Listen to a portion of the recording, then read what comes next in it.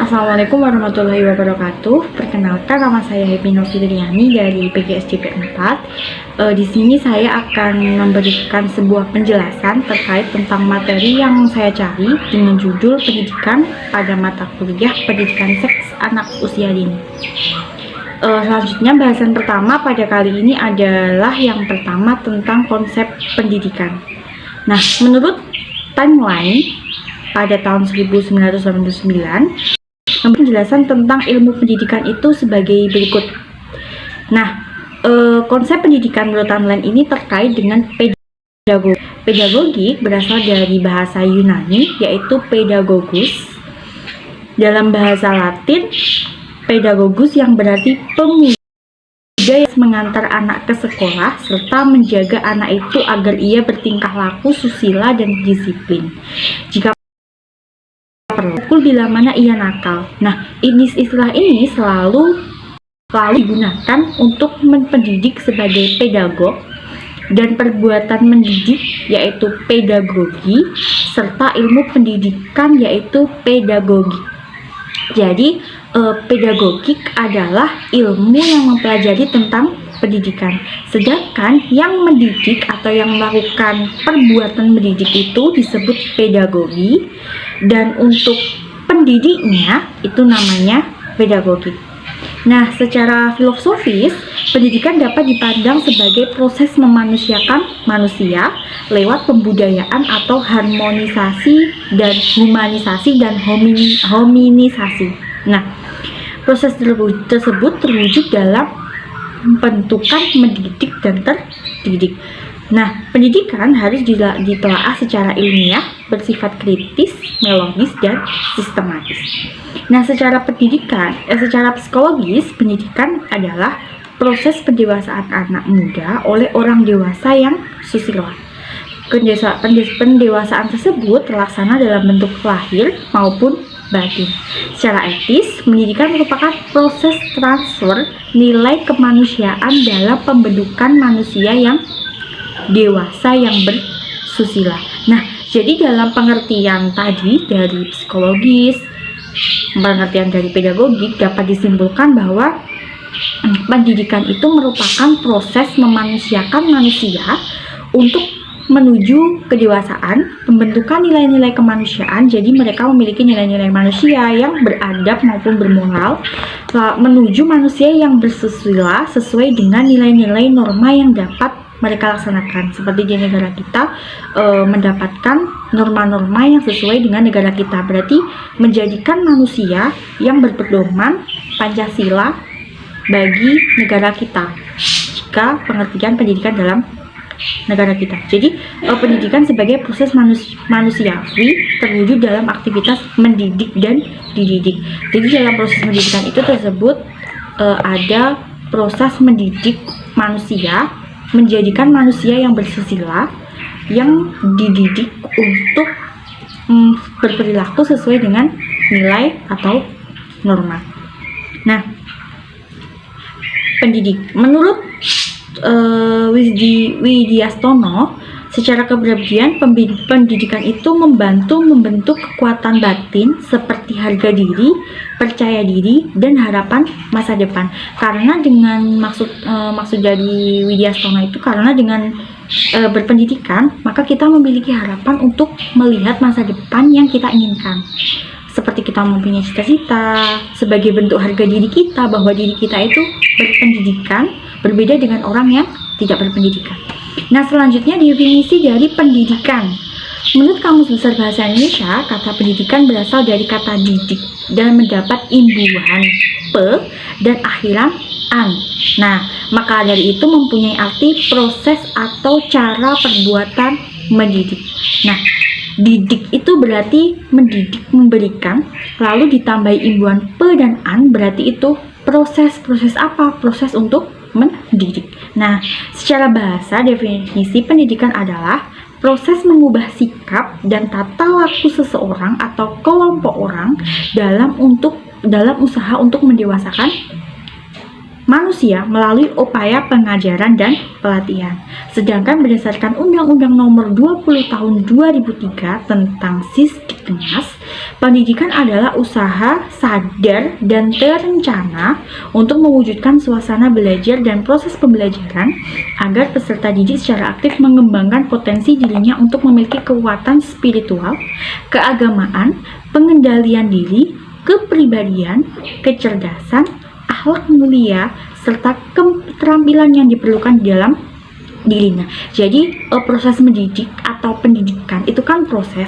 Jadi selama mendidik itu kita menggali apa yang orang peserta didik itu butuhkan atau yang mereka punyai yang belum mereka ketahui, sehingga kita menambah atau menggali kepribadian mereka, rasa percaya diri mereka, kecerdasan mereka, lalu akhlaknya. Jadi kita bisa menggali akhlak mereka yang tadinya menjadi jelek menjadi baik, memberikan bentuk pemahaman kepada mereka tentang segala sesuatu hal yang belum pernah mereka ketahui.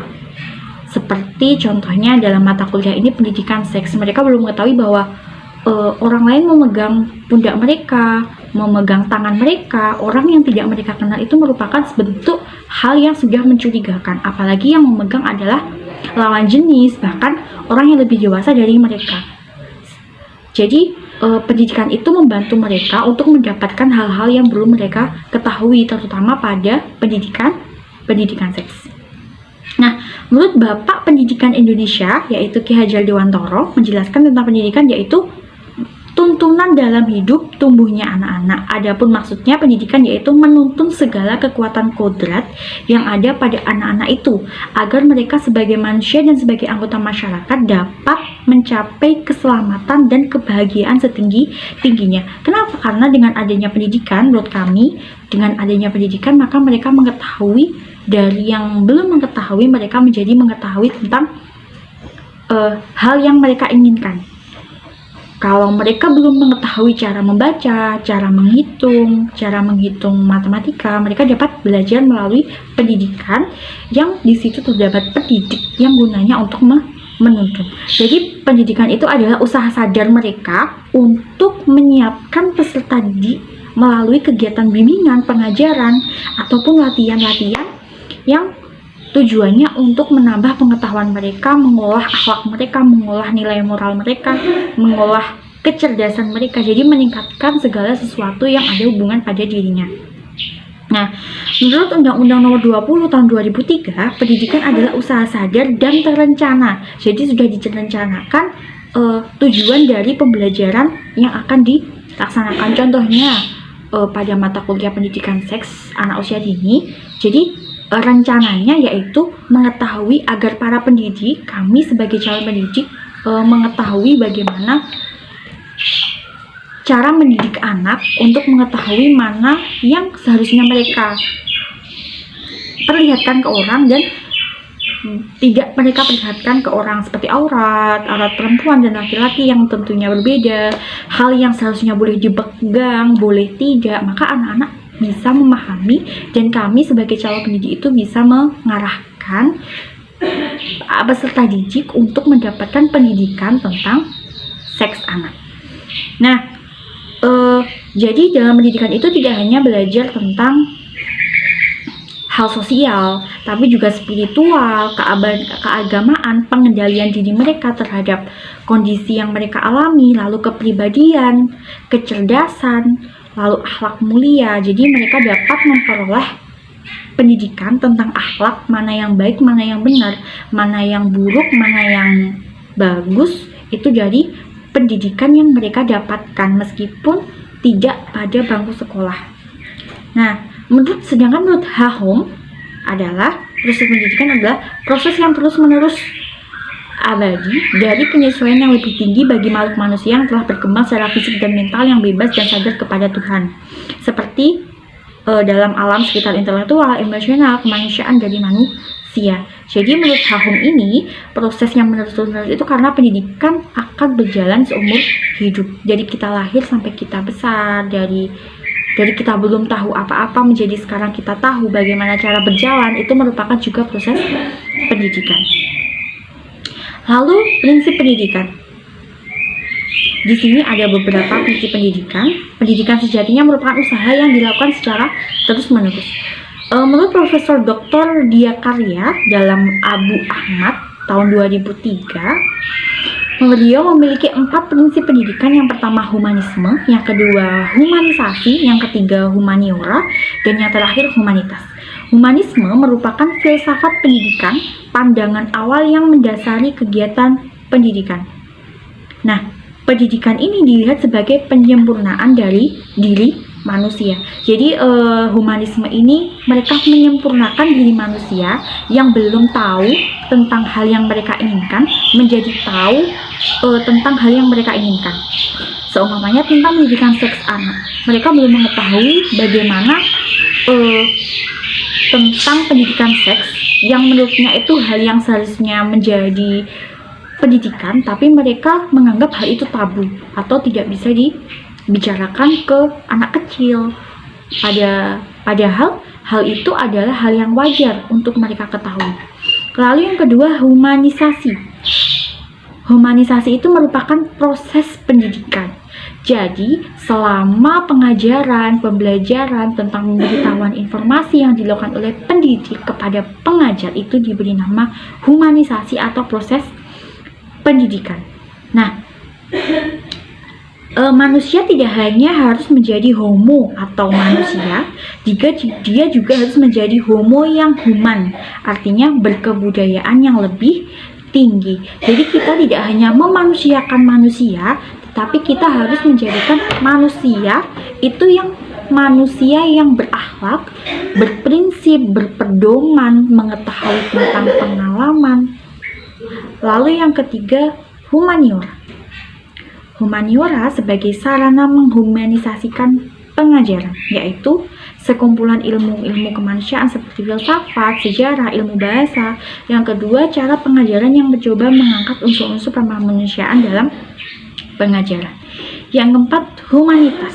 Humanitas dikatakan sebagai tujuan akhir dari pendidikan, yaitu memiliki kepekaan budaya, memperhatikan tentang sejarah, mampu memiliki terobosan, lalu memiliki keunggulan akademik dan sekaligus memiliki kepedulian kepada keadilan dan ketidakadilan. Jadi jika melakukan pendidikan, pengajaran itu bisa memberikan keuntungan. Keuntungannya apa? Memiliki kepekaan terhadap budaya. Jika membicarakan tentang kebudayaan Indonesia, maka bisa mengetahui bagaimana budaya yang ada di Indonesia, bagaimana budaya yang ada di luar negeri. Lalu memiliki keunggulan akademik. Jadi pendidikan itu gunanya untuk mengetahui bagaimana kecerdasan anak, bagaimana akademik anak, maka mereka dapat meningkatkan akademik yang mereka miliki. Nah, lalu selanjutnya adalah tentang pengantar ilmu pendidikan. Nah, pendidikan ini dapat terjadi atau dapat dilaksanakan secara pasti, secara mantap, jelas arah tujuannya, relevansi isi kurikulumnya, serta efektif dan efisien metode yang digunakan ataupun cara-cara yang digunakan. Nah, seperti tujuan dari pendidikan seks ini adalah untuk mengetahui atau untuk memberikan pengajaran kepada guru ataupun kepada orang tua tentang bagaimana cara mengajarkan anak, memberitahu anak tentang pendidikan seks yang sebaiknya mereka ketahui. Seperti pada saat anak kecil, mereka berusaha untuk buang air kecil sendiri, mereka berusaha untuk melakukan cebok sendiri, itu berarti pendidikan seks yang harus kita berikan. Lalu bagaimana bagian-bagian yang boleh disentuh orang lain, bagian-bagian yang tidak boleh disentuh orang lain, itu juga merupakan pendidikan seks yang seharusnya wajar diberikan kepada anak kecil. Nah, tujuan pendidikan seks ini harus terarah. Terarahnya untuk siapa? Untuk usia yang tepat dan untuk usia yang seharusnya mereka mendapatkan. Nah, jika anak sudah mulai memasuki masa remaja, terutama pada usia 11 tahun, 12 tahun, 9 tahun, 10 tahun, mereka itu dimana mereka mengalami masa pubertas yang mereka awal-awal untuk perempuan awal-awal haid atau menstruasi, lalu untuk laki-laki mulai mimpi basah, berarti mereka mengalami proses keremajaan. Mereka mulai tumbuh dewasa, mereka mulai tumbuh remaja yang seharusnya mereka lebih memahami mimpi basah itu apa, lalu apa yang terjadi, apa yang harus mereka lakukan jika setelah mengalami mimpi basah. Nah, seperti halnya anak perempuan, kenapa kok bisa keluar darah dari kemaluan, ataupun bagaimana cara mengatasinya jika gejala-gejala seperti perut terasa nyeri ataupun punggung yang sakit jika akan mengalami menstruasi. Itu seharusnya mereka sudah mengetahui proses itu. Nah, lalu mereka mungkin juga bertanya, mengapa kok terjadi mimpi basah? Nah, itu hal yang seharusnya mereka ketahui. Jadi mereka itu memiliki tujuan, kita sebagai calon pendidik yang mengarahkan anak-anak untuk mengetahui tujuan dari pendidikan seks yang akan mereka ajarkan. Nah, untuk pada masa SMP, mereka mulai suka kepada perempuan ataupun kepada lawan jenis, maksudnya mereka mengetahui batas yang harus mereka miliki, seperti tidak boleh melakukan hubungan seksual. Lalu mereka mengetahui apa itu hubungan seksual, apa akibatnya, apa dampak positifnya. Jadi kita mengarahkan atau memiliki tujuan yang pasti agar masa depan anak tersebut tidak terpecah. Nah, lalu secara mantap itu berarti kita harus pasti atau terus-menerus memberikan pendidikan yang gunanya untuk terus mengarahkan, sehingga mereka tidak hanya mendapatkan pendidikan yang membangun kecerdasan mereka, tapi juga membangun pengetahuan, pemahaman mereka yang menjadi lebih paham. Nah, selanjutnya sasaran pendidikan itu adalah manusia. Nah, mereka itu juga sebagai manusia yang belum mengetahui apa-apa, belum mengetahui kalau buang air kecil itu harus cebok, buang air kecil itu harus tidak boleh terlihat oleh orang lain, buang air kecil itu harus dibersihkan secara bersih. Itu juga merupakan hal yang wajib mereka ketahui sebagai anak kecil, seperti anak PAUD ataupun anak TK.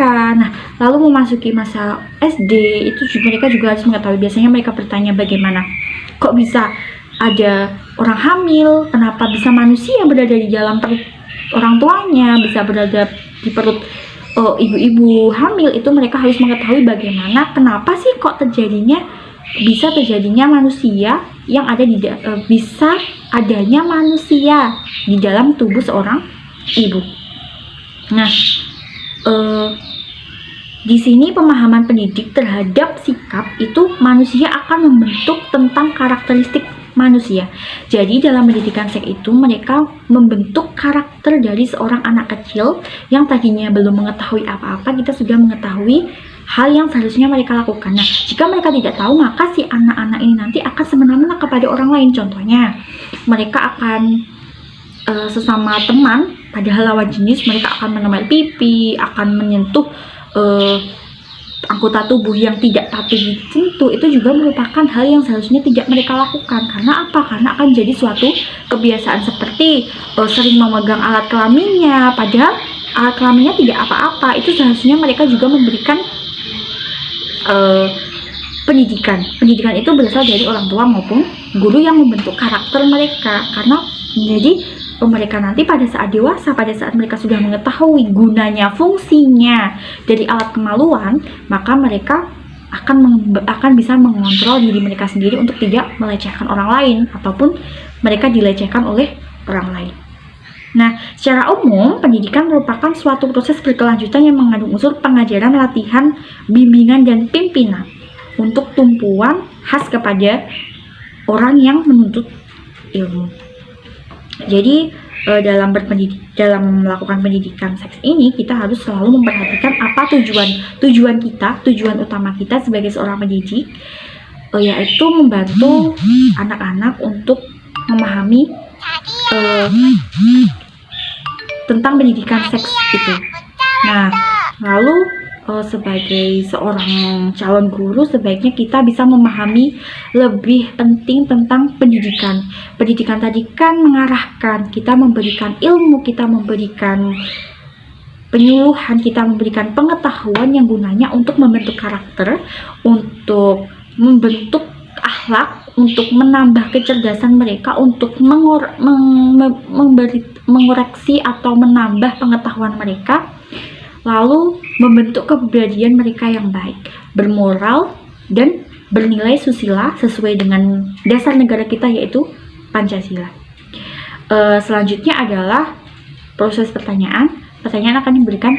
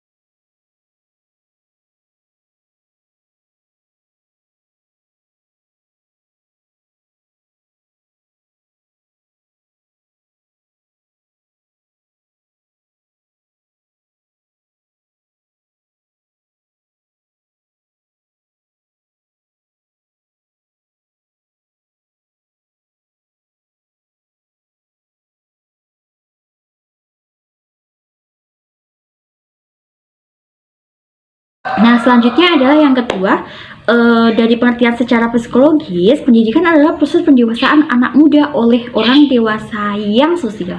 Nah, maksud dari pernyataan ini adalah pendewasaan anak muda. Anak muda itu berarti orang yang kita didik atau peserta didik yang kita miliki. Siapa orang dewasa yang susila? Orang dewasa yang susila adalah orang yang sudah berpendidikan, orang yang sudah mengetahui dasar dari pendidikan tersebut tadi. Jadi mereka tidak hanya bersusila saja, tetapi mereka juga memiliki pengetahuan yang lebih cukup dari anak muda ini atau peserta didik kita. Jadi mereka dalam proses pembelajaran mereka juga mengalami pendewasaan. Pendewasaan apa? Pendewasaan bisa melalui materi, lalu pola pikir mereka, materi yang kita ajarkan itu mengalami perkembangan atau sistematis tadi pada pertanyaan pertama. Maka urut dari proses pendewasaan materi juga, anak tersebut juga bisa menjadi manusia yang bersusila seperti pendidik tersebut ia inginkan. Sehingga dalam mendidik itu harus menjadi orang yang bersusila supaya dapat memahami materi, supaya anak kita tersebut nanti tidak salah dalam memilih materi. Selanjutnya yaitu pertanyaan ketiga tentang secara etis, pendidikan merupakan proses transfer nilai-nilai kemanusiaan dalam pembentukan manusia dewasa yang susila. Jawabannya adalah pada pertanyaan kedua tadi kan pendidik berasal dari manusia yang bersusila. Nah, tujuannya tadi kan juga untuk memanusiakan manusia supaya menjadi manusia yang susila. Nah, di sini proses transfer nilai-nilai kemanusiaan untuk mewujudkan atau membentuk manusia yang susila. Jadi memberikan pengarahan, kita sebagai calon mendidik memberikan pengarahan kepada peserta didik kita, mana yang baik, mana yang buruk, untuk mewujudkan manusia yang dewasa. Tidak hanya dewasa usianya, tetapi juga pikirannya yang menjadi manusia susila. Terima kasih atas pertanyaan-pertanyaannya. Cukup sekian video pembahasan materi dari saya. Jika ada kurangnya mohon maaf. Semoga ilmu yang saya berikan bermanfaat bagi kita semua. Terima kasih. Wassalamualaikum warahmatullahi wabarakatuh.